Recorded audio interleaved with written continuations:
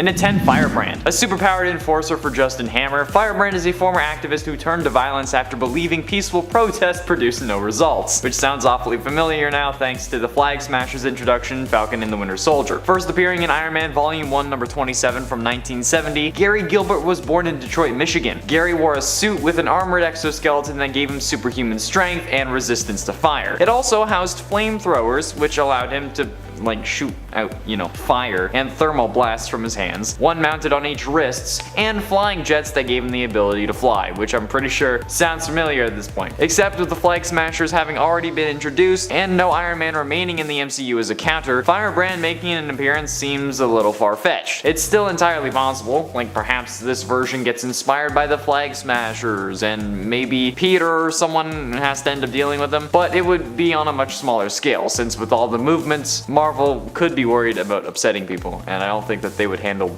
I don't know how they would handle this one. In at 9, Spymaster. First introduced in Iron Man number 33 in 1971, the original Spymaster was leader of the Espionage Elite, and they were a formidable opponent for Iron Man, and successfully infiltrated Stark Industries on more than one occasion. Man, it's like Star Labs, just walk in the front door. He's also evaded Iron Man's grasp multiple times. After his operative Mark Sharon was killed by the Ghost while using the Spymaster identity, the original Spymaster just let the world believe that he was dead. Others have attempted to assume the role as Spymaster, but none really did all that well. Years later, he returned to action after being found by Norman Osborn, but quickly returned to the shadows. He owned a supervillain club, and when the Avengers left Earth in order to battle the Builders, he gathered a group of supervillains and then broke in Stark Tower to steal Iron Man's technology, because the tower was basically defenseless. And while this could be plausible, seeing how Iron Man is dead so his compound would remain partially unguarded, I don't think that the MCU is going to go this route, even if the character has been around for 50 years. It was actually 50 years this January, which is kinda nuts. And it ate Blizzard. Dr. Gregor Shapanka, PhD, was an employee of Stark Industries. He was conducting private research into a means of achieving physical immortality when first introduced in Tales of Suspense number 45 in 1963. However, he attempted to rob a private vault of Anthony Stark so he could obtain microtransistor designs that Shapanka had intended to sell to further finance his research because, he was trying to be immortal, and that's what everyone does when they want to be immortal. However, he was caught and unsuccessful because, it was stupid. I guess he didn't have the Thieves Guild training like I do. I'd show the tattoo, but I have a full sleeve on and a suit, so I can't really, but still. Anyway, he was brought before Stark, who then fired him, understandably, because, he tried to steal from him. Subsequently, Shapanka also created a suit that could generate intense cold, which he had hoped to slow his own aging process. He then started using the suit and its abilities to commit crimes in order to, get more money to fund more research, because, everyone needs that villain. Doc Ock, Jack Frost. Well, the news media had called this new criminal Jack Frost, which is an insult to the man who played Jack Frost in the Santa Claus 3, who also played Mr. Honeywell on How I Met Your Mother. Anyway, he later changes his name from Jack Frost to Blizzard, and eventually the suit comes into the hands of Donnie Gill, who assumes the title in 1987 after Gregor's death in The Amazing Spider-Man Annual number 20 in 1986. And it's 7, Crimson Dynamo. Technically, in a sense, Crimson Dynamo was already introduced into the MCU. However, his actual name of Anton Vanko was introduced to the MCU as the father of Whiplash, which I think just proves my point alone as to why Crimson Dynamo is too powerful for the MCU. First introduced in Tales of Suspense number 46 in 1963, the Crimson Dynamo's armor was equipped with an array of miniature electrical generators that allowed him to generate and manipulate electrical fields for a variety of effects, including but not limited to electrical blasts, electrical override, and a disruptor field that could be used to scramble electronic devices. Wonderful. The character was so strong that they had to make a new character named Ivan and make him Whiplash, who was introduced into the comics in Iron Man vs. Whiplash, but in the comics, he was also named Anton Vanko, with no relation to the Crimson Dynamo. It's confusing as hell. And at 6, Titanium Man. First introduced in Tales of Suspense number 69, nice. From 1965, not as nice, Boris Bolsky quickly rose through Soviet government ranks and became popular in the Communist Party. He had also briefly worked with Black Widow as an intelligence agent, but due to political reasons, he was assigned to Serbia. He learned that some of the camp members were scientists that had worked with Anton Vanko, who, as I mentioned last number, was the Crimson Dynamo. So Bolsky planned to make a new armor set capable of defeating Iron Man to prove the USSR's superiority over the US, because of course that's why. A titanium alloy armor was made, however, and it was much larger and heavier than Iron Man's, due to the camp lacking sufficient resources to design micro components. Because, Tony Stark built this in a cave! with a pile of scraps. Polsky was unable to defeat Iron Man on several occasions. However, I don't think this character would be introduced because they already made reference to him in the first Iron Man movie, where Stark made his suit a gold titanium alloy, which I thought was funny since people were calling him Iron Man, but in reality it was gold titanium alloy man. But like, you know, that line now makes more sense with this. Plus, Tony's dead, so I don't think they could want to beat Iron Man unless they go after like Pepper Potts or something. Halfway through into number 5, Fang Foom. Okay. Let's be honest, most of the supervillains that heroes fight are at least similar to them in some way. Most of Iron Man's villains have some form of robotic suits like his, but less efficient. Spider-Man's are mostly animal themed. However, when Iron Man went up against an actual fucking dragon, we all seemed a little bit confused. That's Fang Foom for you, ladies and gentlemen. Okay, well, he's not an actual dragon, but for a while, the Mandarin, who was working with Finn, did actually believe that he was a dragon of myths and legend. The two together ended up conquering a third of China, and honestly, that's kinda nuts. However, it was revealed that Finn was actually an alien and that his fellow aliens were coming to conquer Earth, resulting in Mandarin having to team up with Iron Man and War Machine to stop it. I'm sure Mandarin regretted this decision after he found out that, you know, he's an alien. I don't think the MCU is going to introduce Finn, at least yet. But honestly, I don't know anymore with the whole multiverse, and now there's more happening, and like a dragon turns out to be an alien. It's par for the course at this point. But I think that Fang Foom is a little too much for the MCU. In at 4, Ultimo. Like I said last number, most supervillains at least base part of their persona off the hero, because we all know villains just want Senpai to notice them. MatPat, I'm still waiting on you. Getting MatPat to notice me will literally be my supervillain origin story. Anyway, Ultimo is no different. However, he didn't really do this to himself. Ultimo is a giant robot created by an alien race that the Mandarin had taken control of. The cool one, not the actor. First introduced in Tales of Suspense number 76 in 1966, Ultimo only died recently in 2020, Force Works number 3 in June of 2020. While Ultimo was under his control, however, Mandarin claimed that Ultimo was his own creation. The only thing though that Mandarin actually created, besides changing his programming, was an artificial blue skin for the robot. Yeah. Mandarin utilized Ultimo numerous times against Iron Man, including once in the nation's capital, Washington, D.C. During that battle, Iron Man trapped Ultimo beneath the Earth's crust, and as a result, the robot meandered through the planet's magma. And you know what that caused him to do? Not melt, but absorb more power. Years later, when Iron Man was in battle with like a rock creature who was called the Earth Mover for some reason in California, Ultimo re-emerged without his blue skin, significantly taller and much more powerful. He vaporized the Earth Mover in a second and destroyed a remote unit of Iron Man, and then went on just destroying everything he could. So safe to say it's probably a little too much for the MCU. Getting close to the end, into number 3, Count Nefaria. Count Luchino Nefaria was the descendant of a long line of Italian noblemen, and he inherited a vast fortune. If only. Introduced in Avengers number 13 in 1965, damn, these guys are old, Nefaria was fascinated with technological advances, and throughout his life commissioned scientists to create inventions that were far in advance of their current scientific standing. After allowing himself to be experimented on though, Nefaria was granted absurd levels of super strength, speed, and energy projection strong enough to make him a danger to any and all superhero teams. That's why Nefaria was introduced as a generic Marvel Universe villain in the Avengers instead of just an Iron Man rogue, and has had several run-ins with both the Avengers and the X-Men. And while we've had some powerful adversaries in the MCU, I think that at this point, the super strong, fast, and energy projecting Count Nefaria is going to be saved for another Avengers movie at least, or maybe even a new big bad if they get that far. But I think that it's probably going to be a little much. Penultimately, into number 2, the Mandarin. Okay, so while the Mandarin might technically have been introduced in Iron Man 3, he was used as a MacGuffin. The Mandarin wasn't actually a villain. He was just an actor who was covering up the actions of Aldrich Killian and AIM, since Mandarin's iconic 10 rings hadn't been introduced yet, which is kind of proof enough as to how the Mandarin was too powerful. And then comes the latest MCU installment, Shang-Chi and the Legend of the Ten Rings. You've got to be kidding me. I'm actually upset that they introduced these because it totally ruins the ability to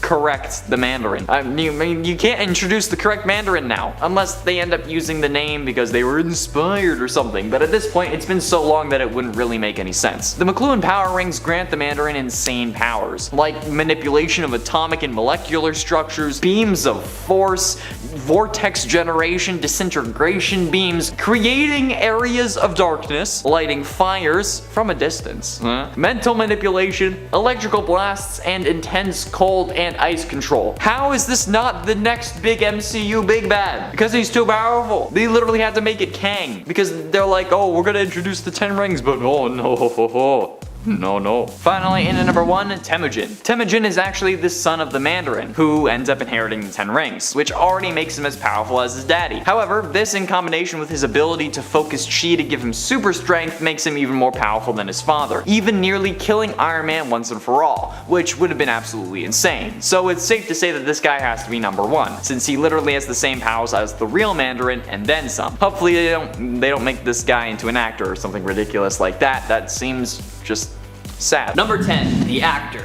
Now, I've heard of method actors, but this definitely takes the meaning to a whole other level. An ace infiltrator whose real identity is unknown that worked for the Russians back when they were an evil empire. Like Spider-Man's nemesis the Chameleon, the actor can perfectly impersonate anyone, and he was quite successful at stealing state secrets until he ran up against Tony Stark. The actor traveled to the United States and disguised as Stark easily entered Stark Industries, where he succeeded in not only obtaining some important blueprints, but also discovered that Tony Stark himself was Iron Man. The actor left feeling satisfied with his work and left cleanup duty to his agents. However, Tony was able to overcome them very easily and ended up traveling to the USSR to pose as the actor to foil their evil plans. And talk about a role reversal, am I right? When the real actor returned to his employer, the Red Barbarian, he was shot right as he came because he was deemed a traitor. This didn't actually kill him though, because he later resurfaced to work for the Red Barbarian to once again take down Tony Stark. Why not check him out for yourself in his first appearance in 1963's Tales of Suspense number 42. Number 9, the Melter. Bruno Horgan was once an American industrialist specializing in weapons for the US military until a government inspection revealed he was using shoddy materials, and you can probably guess why that's not really good. Tony Stark scooped up his defense contracts because, you know, his weapons actually worked, and a bankrupt Horgan decided the only rational thing to do was to blame Tony for sabotaging his work and ruining his life. Luckily for him, and unlucky for literally everyone else, he found himself among his ruined company's assets a weapon prototype that generated a beam capable of melting iron on contact, and this began his evil reign as the Melter. Tony was able to defeat this villain pretty easily. However, he was still deemed enough of a threat to create a new suit made out of aluminum, and good thing he did, because in his second encounter with the Melter, that completely saved him. Skip ahead a little bit and we see the Melter return with a new version of his melting ray and team up with Whiplash and the Blizzard to take down Tony Stark under the orders of Justin Hammer. Tony was able to overcome all 3 of the villains alongside Cave, and Horgan was sent to Rikers Island, where he met a nuclear physicist that helped him further augment his equipment so that it would work against Iron Man's aluminum armor. Fast forward just a little bit more and we see the Melter reach the end of his journey at the hands of Scourge, who was posing as his assistant. Take a look at this character story for yourself, starting with 1963's Tales of Suspense number 47.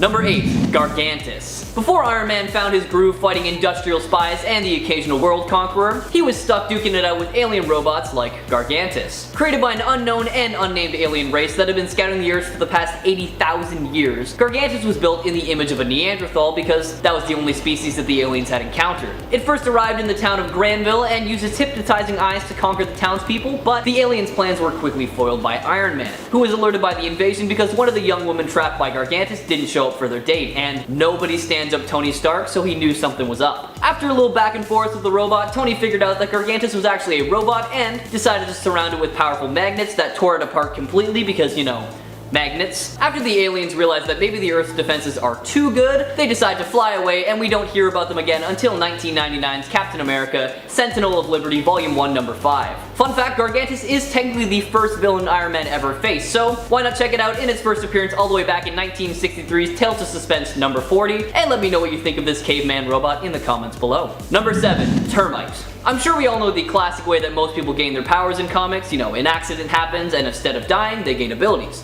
Pretty standard, right? Well, I think Marvel was a little bit tired of that because Neil Donaldson was just born with his ability to disintegrate whatever he touches. After discovering his powers, he was hired by Obadiah Stane to eliminate his competition. However, James Rhodes, the acting Iron Man at the time, quickly got word of this and set out to take the Termite down. During his third fight with the villain, the first 2 ending with the Termite escaping, Rhodes was seemingly evenly matched with him until Tony Stark showed up with the mutant power neutralizer and shot the Termite with it, removing his powers completely, allowing him to be arrested and taken to jail. Where did this this got back to Stain and he hired the Enforcer to take him out. However, the Enforcer was taken out first by the Scourge of the Underworld, so basically the Termite was saved completely by accident. The Termite was later seen sulking in jail, and that's really the last we've seen of him. Check out this villain for yourself in his first appearance all the way back in 1984's Iron Man number 189. Number 6. Vibro.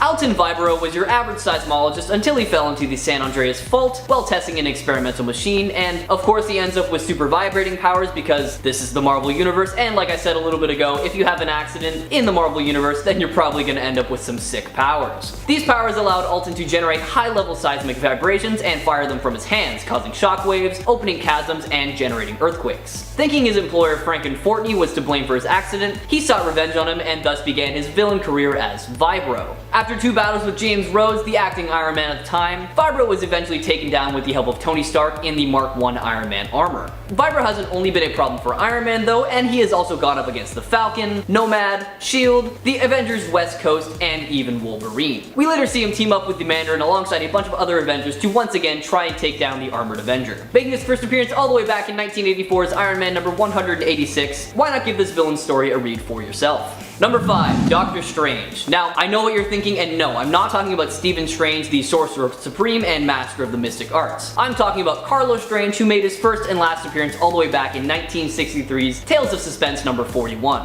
Carlos Strange was just your typical mad scientist, creating and concocting all manners of weaponry in his mountain hideout when a lightning bolt struck him, increasing the electrical energy inside his brain, making him smarter and even madder than before. 6 months after the whole lightning incident, Strange built an ultra-frequency transmitter from radio and television parts and used it to take mental control of Iron Man, forcing him to free him from his prison so he can enact his plan to take over the world and just give it to his daughter. Threatening to destroy the entire planet in 24 hours unless every nation surrenders to him, he launched a powerful bomb into the atmosphere to demonstrate just how serious he was. Iron Man quickly found his way to Strange's new hideout in the Atlantic and destroyed his main power source, effectively ruining his plan. With no other option, Strange withdrew and escaped custody, and we're honestly not too sure what he's cooking up now. Check out his story for yourself and let me know what you think of his character in the comments below. Number 4. The Chessmen.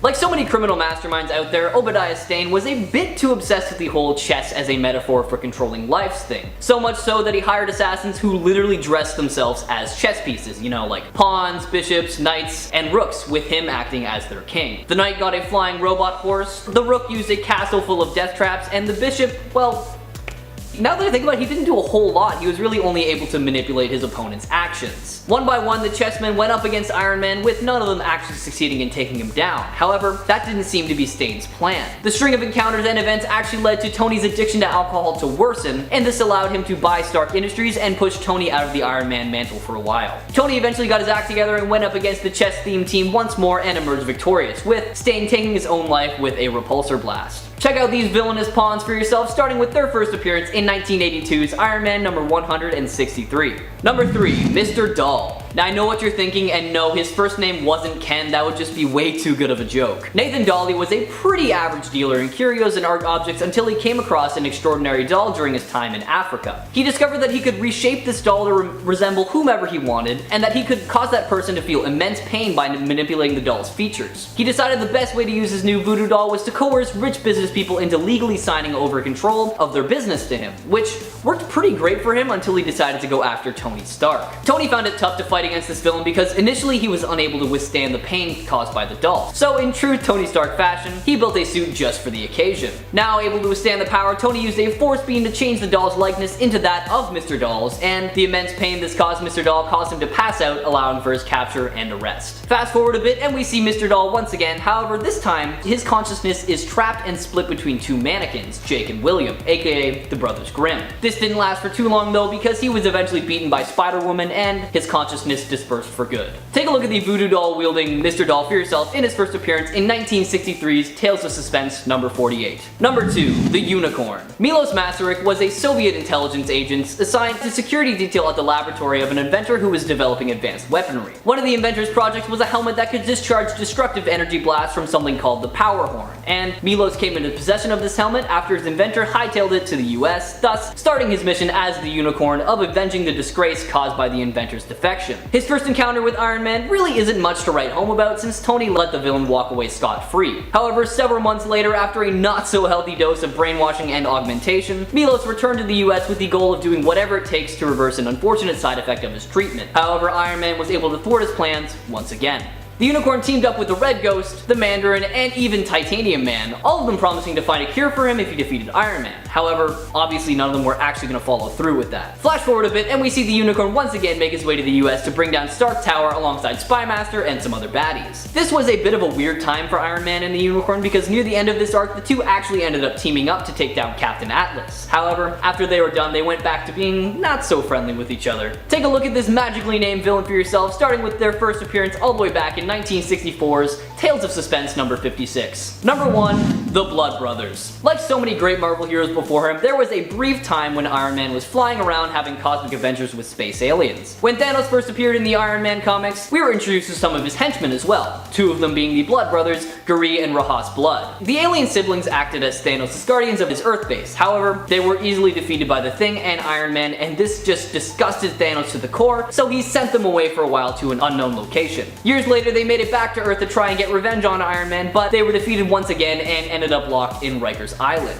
Fast forward a little bit and we see Rahas die and Guri go on solo, eventually becoming a part of the Hood's criminal army. Guri later had his cosmic potential unleashed, and this gave him a crazy power-up, and he became one of these Slaughter Lords under the name Brother Blood. Now it's not really said when, but at some point Rahas came back to life and the Blood Brothers reunited once again and joined a new incarnation of the Lethal Legion, as a part of a contest that was assembled by the Grand Master. All of these fights around the world were thwarted by the Avengers though, including the Blood Brothers fight in Rome, and the Lethal Legion regrouped, escaped to nowhere, and decided to stay together as a team just to see what they could accomplish together. Check out this villainous brotherly bond for yourself, starting with 1973's Iron Man number 55, and try to name a better duo in the comments. Oh wait. Kicking off the list at number 10, making weapons. Now, of course, we see Tony Stark as the genius billionaire playboy philanthropist, but how exactly did Tony end up with all that cash money? Well, in the MCU, it is shown that Tony is running his father's company, of course being Stark Industries. Founded in 1940 by, of course, Howard Stark, the company is the best at what it does, that being selling innovative weapons to the United States Armed Forces. Ooh, now after being kidnapped by the Ten Rings and seen the damage that his weapons cause in an up-close and very personal way, he of course seized all manufacturing of the weapons division. But the damage is done. It is later revealed in Avengers Age of Ultron that one of his Stark Industries manufactured missiles killed Wanda and Pietro Maximoff's parents. Not cool, Stark, not cool. Number 9, Hulk's field trip. In the MCU, the Hulk leaves the Avengers and the planet for that matter. See, after tossing Ultron out of the Quinjet, the Hulk lets himself fly away on autopilot, perhaps feeling that he's done too much damage and that his presence is causing more chaos than comfort. Well, in the comics, that basically happens, but it's done with haste. And it's done by none other than our very own Iron Man. So the Incredible Hulk issue 92, titled Planet Hulk, starts off with Reed Richards and Tony Stark talking to a monitor, and that monitor is sending footage to the Hulk in the ship. They explain to the Hulk their trick, which was to send the Hulk away while he was already in space for a previous mission with Fury. They say they've picked his destination very carefully, which is this lush planet full of vegetation and game, no intelligent life forms. Sounds pretty easy breezy for a creature like that, only of course he ends up on Sakaar, which is not that planet. It's very different. He's actually forced to become a gladiator and fight for his life. Now, the Hulk is out of the picture, right? Mission accomplished, we did it.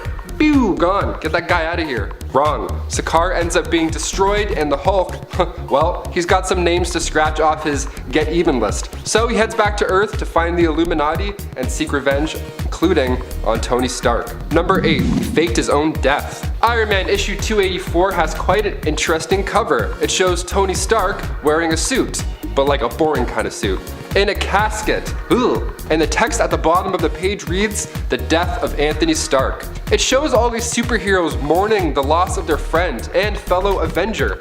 Even Dr. Doom is like, ah yes, let us drink to the memory of a worthy opponent. Like, you know you're sick if Dr. Doom is like, yeah, cheers, I'll drink to you, that's cool. And to make things even crazier, he writes a note to Rhodey that says, "This keycard will give you full access to the entire complex. Take this CD-ROM disc to my office and play it on the AV system." Wow, nothing says futurist, rich billionaire like, take this CD. It'll help you. Okay, you have to like wipe it off first. put it in. So he puts it in and clicks play, and it is pretty awesome. It shows Stark explaining that somebody has to carry on for him. The world needs an Iron Man. And bam, you see a suit made just for Rhodey. What a moment. Tony continues to say that Iron Man was the greatest thing that he's ever invented, and he doesn't want it to die with him. Fair. I mean, it's pretty overwhelming for him though. I mean, all that responsibility of being the new Iron Man, plus mourning your best friend, plus figuring out how to run a company, that's a lot of So finally, he suits up and it's epic. Iron Man lives again, but it turns out Tony wasn't actually dead at all, rather just under cryogenic stasis until a scientist sorted out his spinal software problems. Ha! Gotti! And number 7, he created Ultron. Ultron can't see the difference between saving the world and destroying it. Where do you think he gets that? That line is said by Wanda Maximoff in Avengers Age of Ultron. So Tony has created some amazing stuff. All of his suits, his innovative tech. Barf? Barf? That's the greatest thing. This dude knows what he's doing. But what if he created a supervillain? Ooh. So we find Tony and Bruce working on Ultron, right? Or just the idea at this point, rather. See, Tony had this idea since Avengers 1 that if he could create a suit of armor around the world, it would be a safer place, or rather create a robot that kicks ass, essentially. Something that just takes care of threats while the Avengers, I don't know, read a book, relax for once in their lives. Of course, one of the main elements helping them achieve this goal is the return of Loki's scepter. They think by studying the central power unit of the scepter, which ended up being the Mind Stone, one of the 6 Infinity Stones, they can finally solve this puzzle and be safe. Tony ends up accidentally infusing the consciousness from the Mind Stone into this evil, jealous killer bot that mirrors many aspects of Tony Stark. So Ultron immediately starts to learn about what he is and who the Avengers are, and with his brain being the super AI, he decides they've all just gotta go. And by the end of the movie, we have a horribly damaged Sokovia with roughly 177 deaths. One of those deaths being Charles Spencer, a young American engineer killed in the final fights. Charles's mother ends up confronting Stark in Captain America Civil War, which ultimately leads to, drumroll, number 6, signing the Accords. Captain America Civil War was one of the most highly anticipated MCU movies, and it's pretty easy to figure out why. The two teams going against each other, I mean, even the poster, I was sold. The movie touches base on incidents like Charles Spencer. How many people have died because of the Avengers? I mean, sure, the whole fun is seeing somebody like Stark create this powerful villain and then use his own wit to defeat him with the help of the Avengers. But like, an asteroid basically hit Earth. I'm surprised more people didn't die in Sokovia, to be honest. So the government sees this and makes every superhero sign these accords. And Tony Stark is all on board. He wants this to happen. He's pushing it. That way the government can control what they do or where they go. So it's not their name that's on the line. And if you don't sign, you retire. That's the deal. Now, of course, some team members don't agree, like, Captain America, who's all about freedom. Tony basically forced team members to sign up and go against his very own coworker, Steve Rogers. It's wild because we see both these character arcs changed in this movie for the both of them. We see Cap at the start, who wants to be this like team player and do everything by the books, in Captain America, the first Avenger. And now, by his third movie, he's an outlaw because Tony Stark didn't listen to him about Bucky. Now, Stark, when we first met him, he was cocky, he was rich, he wanted to punch his way through all the problems, even spying on S.H.I.E.L.D. the second he entered the helicarrier. But now, Tony wants everybody to sign and work for the government, all because he feels bad about creating Ultron and blowing it out of the sky. If he had never signed and listened to Cap, the crazy plan of Zemos wouldn't have actually worked. The band would still be together, and when Thanos came to Earth, they all would have smoked him before he even got hands of all the Infinity Stones. Ha! Rant over. Number 5, hashtag engaged. Spider-Man Homecoming was released in 2017 and directed by John Watts. And it's amazing. I mean, this version of Spider-Man, this film version, this is Spider-Man. The older Tom Holland gets, the more and more this dude is gonna become Spider-Man. Like, he's gonna basically do what Robert Downey did with Iron Man. Like, it just works. This is it. We found the casting for this character. Done. Good luck to anybody else who wants to replace these guys. So one thing I hated about Spider-Man Homecoming was the very end of the movie. So Tony has this plan to introduce the world to Spider-Man, the newest Avenger, even showing him this fancy new Iron Spider suit as part of the pitch. Peter Parker, being all coy and smart, thinks that it's just a test and politely declines the offer. He says he would rather be a friendly neighborhood Spider-Man just to chill out, So Tony reacts in a great way. He's all for it. He's like, yep, protect the little guys, I gotcha. And then after Peter walks away, we see Pepper Potts emerge from behind him, and in the background you can see all of these reporters and spectators indicators, he really was planning on introducing a new Avenger. Also, after the events of Civil War, really? I always thought that was a weird time to be like, hey, remember on the news when this was a big deal? Well, here to introduce a high schooler with the ability to throw a bus, here's Spider-Man. He even comes with 4 metal arms and instant kill mode. Check it out. Not a great plan, no. So instead of introducing the new Avenger, he has to do something. I mean, those poor reporters, how are they ever gonna get over it? So he grabs an engagement ring and last second he proposes to Pepper Potts. Ah, damn. That's not a bad trick to have up your sleeve. Like, ah, damn, I forgot my school project. Maybe I'll just propose to somebody in class instead. That'll distract them. Number 4, address shoutout. If there's somebody that wants to kill you, odds are you're just gonna stay away from that person, right? Like, you don't just give your address out to the public, let alone, I don't know, a terrorist. So after Happy gets put in the hospital due to one of the Mandarin's attacks on the Chinese theater, Tony Stark decides he's got a few choice words for the man responsible, the Mandarin. Iron Man 3 of course didn't go so well with fans given that the villain was just a fake out, and a fake out that people were actually really looking forward to seeing. I mean, the Mandarin's one of the coolest villains ever, and instead we got not the Mandarin. We got like a guy who turns red. But in his message to the Mandarin after visiting Happy in the hospital, Tony says how he's not afraid of the Mandarin and he in fact should just die. Pal. Do you ever argue with somebody and then you take it like a step too far and you're like, oh, I shouldn't have said that? So Tony gives his address to everybody filming. There's a news crew, there are people on their phones. Like, dude, I get you're upset, but come on, use your smart billionaire head. So of course he gets attacked by the Mandarin because he's the Mandarin and that's what villains do. They attack your Malibu mansions. What did you expect? And out of all of the suits Tony has access to, I'm talking his suit in the final battle for Avengers, he has the briefcase suit, the suitcase suit where he's like, you know, out of all these things, no, this guy gears up with a prototype suit.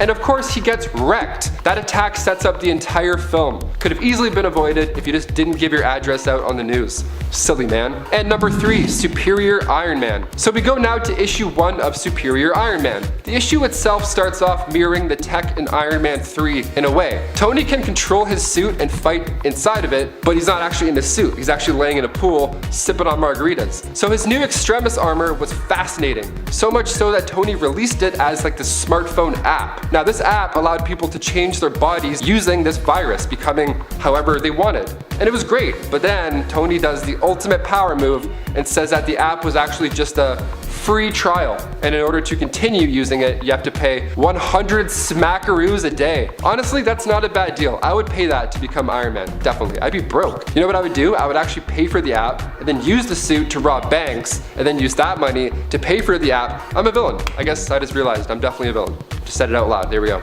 Number 2, Bad Armor. In the Age of X limited series released back in 2011, we find Tony Stark in a rather odd predicament. See, at this point in the series, issue 2 I believe this happens, Tony is infected with this virus that is bonding him to his suit. You ever get like a piece of your sweater stuck to an arm hair and you're like, oh god, what's going on? And then you pull it and you're like, whew, that was close. It's kind of like that, except, you know, way worse. He's even going by the name Steel Corpse, which, I mean, as far as names go, it's pretty good. It's pretty fitting. Now, at this point, he was a mutant killer. It's a long story, but basically when Iron Man went to stop killing these mutants, in like the turning point of the comic, his suit, which was now literally part of him, started to control him against his will. And it's super scary how it looks on the page. Like, he looks so different and sick and gruesome. His body's not doing well at all handling the merge. So his armor starts to take aim at a group of mutants against his will, and he freaks out, begging Captain America to save them in a rather dark way, if you know what I'm saying. So Cap then takes out Iron Man with a shot to the head. Nice move. A little late, I would have done it sooner in this series, but definitely a good call. And finally for number 1, Demon in a Bottle.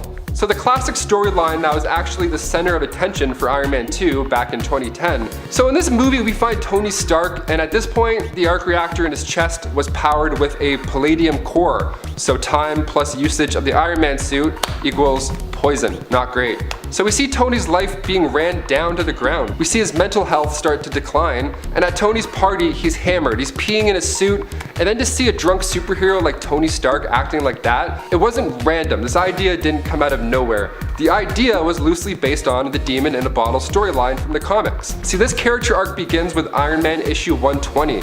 We see Tony just slamming drinks. The opening shot, we see like 3 mini bottles of gin, and then Tony orders more. And the flight attendant's like, hey, how about a magazine? Because it's the middle of the day. And Tony responds with, nope, I'll do another martini. She even tries to cut him off. She tries to cut off Tony Stark. You know how fat that tip would have been? She says, "Sir, you've had like 3 already, are you sure?" And he's like, "Yes ma'am, I am," stating that he's drinking for 2, the other of course being his Iron Man persona. That's a lovely sign right there. What happens when you have a superhero who loves slamming martinis? Well, you get Tony flying through the air drunk, spreading toxic fumes all over a crowd. The drunk tank himself even cheated on his girlfriend Bethany. Not cool. The alcohol addiction was of course put to the side for the MCU storyline, thank God. Like imagine if Tony tried to snap his fingers but he was too drunk. He's like, "And I'm so hungry. Can we go home please? Like I gotta eat junior chickens right now." Number 10, Lord Iron. Although by the end, the Iron Man of Earth 311, the 602 universe, becomes a hero, he spends a lot of time being a reluctant and at times kind of full-blown antagonist. Here, Tony Stark is known as Anthony Stark, or Lord Iron. He was forced to build weapons by his captors and needs an iron suit to survive, which is powered by lightning. He is initially at odds with the Hulk, who as David Banner showed great cruelty to Stark. As such, Lord Iron became more an agent of vengeance, obsessed with getting revenge on the Hulk. By the end of his story, however, he begrudgingly agreed to stop his quest for vengeance and forgave the Hulk for how he treated him before when he was simply David Banner. So it all works out in the end, but this figure was definitely a pretty dark and somewhat evil version of Iron Man to begin with. Number 9, the Stark. The Stark are like a whole alien race of alternate Tony Starks. They are a civilization that was literally shaped by Tony's tech after an alternate version of him decided to launch all his weapons and tech into space rather than let it fall into the hands of the evil Martians who were invading Earth at the time. Obviously, he didn't think very far ahead as to that plan, as all his tech crash landed on another alien planet where it was eventually discovered and utilized by the beings who lived there. They built their whole civilization around it, believing everyone on the planet should have their own suit of technologically advanced armor. This caused them to deplete their planet's resources and left it heavily polluted in the wake of their massive tech boom. Eventually, this drove them to ransacking and invading other planets for their resources, bringing about the same problems their own homeworld suffered to each new planet that they conquered. Note to self, don't just shoot your problems out into space. And friends, before we move on to this next spot, if you are loving this list and you want more lists like it where we talk about evil alternates, be sure to let us know by giving this video a thumbs up. Or if you want more Iron Man lists. I don't know, maybe you like Iron Man, you want more Iron Man lists, let us know. Number 8, Steel Corpse. Steel Corpse is a complex character who has moments of both heroism and villainy in Age of X. He exists on the Earth of 11326. Here Tony took the name Steel Corpse after being exposed to a virus, which permanently bonded him to his suit. Now dead within the suit, but able to move around because of being bonded to it, Tony made a darkly humorous joke calling himself the Steel Corpse, and the name just stuck. Pun not intended, but stuck, bonded. The villainous side of this dark hero comes from when he fought against the mutants with his fellow Avengers at Fortress X. However, it turned out that the Avengers were just somewhat misguided in their mission. Once they realized what they were doing was wrong, they attempted to help the mutants, although Steel Corpse was unable to make himself stop attacking. An emergency override stepped in to prevent Tony from fighting with the mutants, and so he asked Captain America to take him off the board in order to save the young mutants that his armor was threatening. Sad story. There's so many tragic Iron Mans actually. Top 10 tragic alternate versions of Iron Man is also something we could do. Number 7, Gregory Stark. Gregory Stark is the evil twin brother of Antonio Stark, aka Iron Man, in the Ultimate Universe of Earth 1610. Initially, Gregory Stark just seems like a better version of Tony. He's smarter, more focused, and is willing to cross lines in order to get a job done that Tony probably wouldn't cross. Sure, he's more morally ambiguous when it comes to his initiative, but on paper he's more morally conscious when it comes to his lifestyle. However, that of course lends well to him being revealed as a villain in the Ultimate Universe. While he never takes up the mantle of Iron Man, Gregory is Antonio's twin brother in this universe. He also employs nanotech like Tony does here and attempts to use it to defeat the Ultimates and Avengers, including his brother Tony. However, Tony ends up defeating his twin brother by sending out an EMP, which disrupts his tech, making him vulnerable to Thor's attack. Number 6, Iron Man 2099. Or one of the 2099 Iron Mans anyways.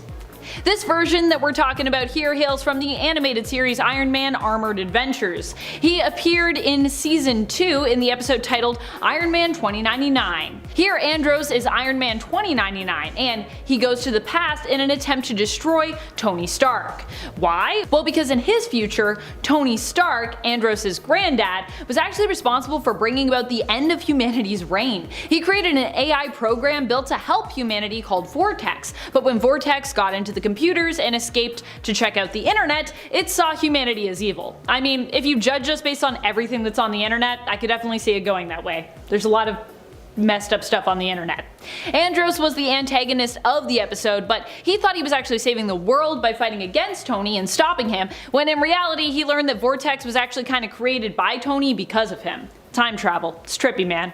In the end, Vortex is wiped from the future, and so is Andros. But at least Andros is kind of cool with it. He's like, at least Vortex is gone, so I'm good. Bye! Bye, grandfather. Who's now not my grandfather because I don't exist. I don't know, with my former grandfather.